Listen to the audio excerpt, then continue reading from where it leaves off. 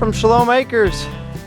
As you can see here, we have all of the rebar set all the way across.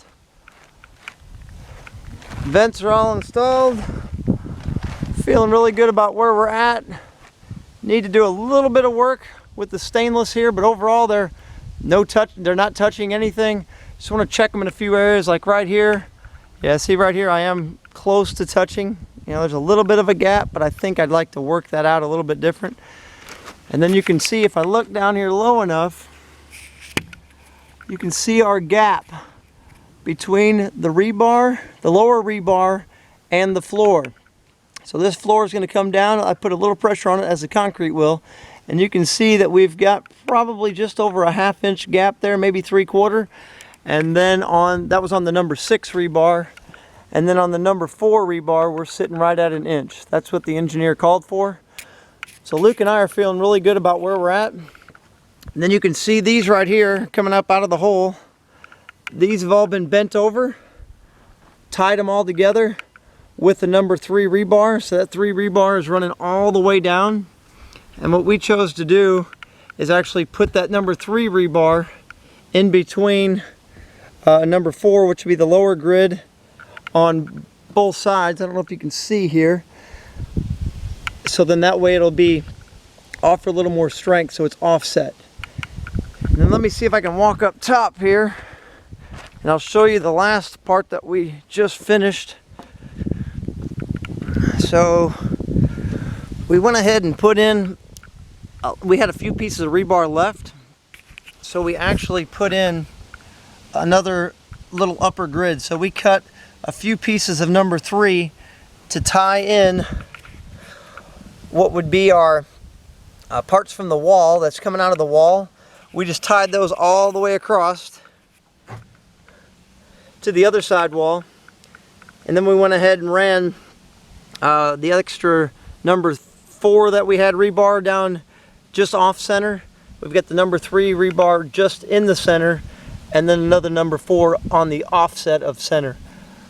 So essentially what we've done, we have a full grid pattern on 12-inch centers on the bottom, using all number 4 and number 6. It's tied together everywhere.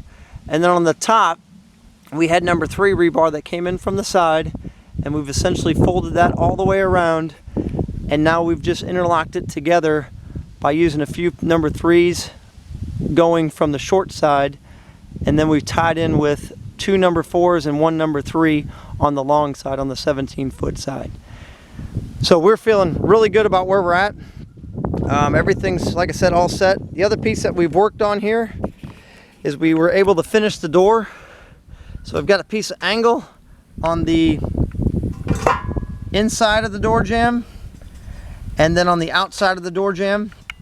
So I think I have 3-inch on the outside, and I have 2-inch on the inside. It's just what I had here at the house. And we're going to go ahead and set that, set that in place. You can see the foam right here, so that's going to allow the door jamb to not fill up with concrete. And the last part I'll share with you is, I'm not sure if you can see it, but there is going to be a little bit of a gap right here between the angle iron and where the door jamb is, so we'll have to put a small board there when we make the form, because we are offset just a smidge out from the block because of the way our door ties in. So right now Luke and I are feeling really good. We're going to go ahead and start working on setting up the outside form. And what we've decided we're going to do on that is, we've got some 1/2-inch plywood that we're going to use. And then we're going to go ahead and put 2x4s and 2x6s around that to go ahead and offer some more strength. And then we'll actually tie that up using the concrete stakes. So we'll show you that here in a second. Thanks for staying with us. Hopefully this is all making sense, because I'll be honest with you, it's probably hard to follow in the video, but we're trying to make it as consistent as we can as far as showing you each step, because I'm hoping that lots of people will be using this in the future to go ahead and make their own root cellar. You know, again, we're not professionals at what we're doing, but we did have some professional help along the way, and just trying to pass that on to each one of the homeowners, or each one of you viewers that are watching it, so that way give you the confidence to go ahead and take this project on. Thank you. Shalom.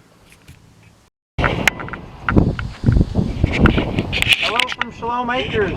You can see Luke and I, we're already starting to put on the outside form. I wish I would have had a 2x8 or really a 2x10 to put these on, but all I had in that was available to me right now without having to go to the store and buy something was some 1/2 inch OSB. So what I'm using is a 1/2 inch OSB. We're taking it, putting in some concrete screws. So we've got concrete screws, we're putting those in every about 24 inches. And then on the corners, we just built ourselves a corner out of 2x4s, some studs that we had left from when we framed up inside for the floor.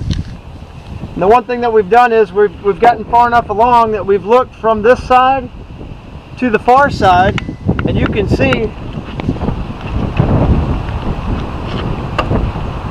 well, I don't know if you can see from there, but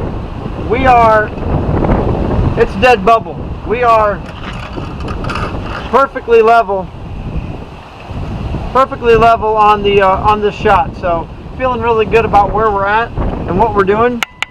So we're going to finish putting this outside board on, and every time we have a connection we're going to go ahead and strengthen it up with a 2x4, and then from there we're going to look and see if there's anything else we need to do to give some additional strength, so which may require us to put in some other boards from the side, and then we'll actually use some of those concrete stakes to hold those in. But stay with us, we'll keep on shooting.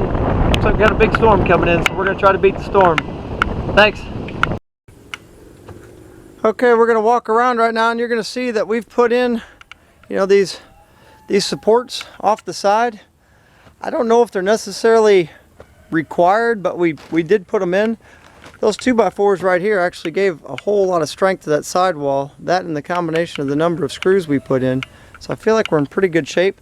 I'm leaving this area open specifically because this is where the truck's going to come in. So if I have to do something here, I'll just put that in right as we're finishing this side of the pour. But overall, you can see we've added them in almost all the spots. What I'm looking at doing right now is we're going to go down and look at our one problem spot we have.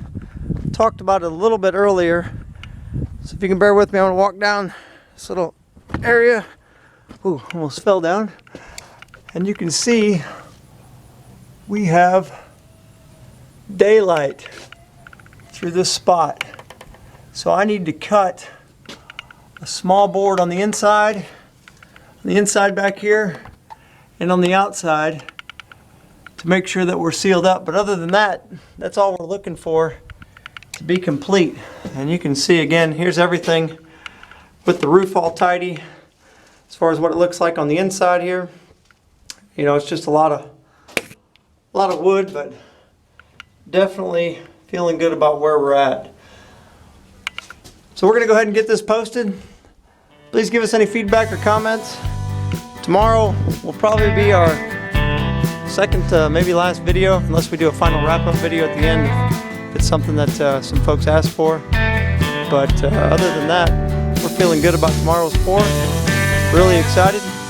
Thanks again for watching, and really appreciate the feedback and comments, and hopefully this root cellar / storm shelter will be something that'll be an investment you're willing to make on your homestead. Talk to you later. Shalom.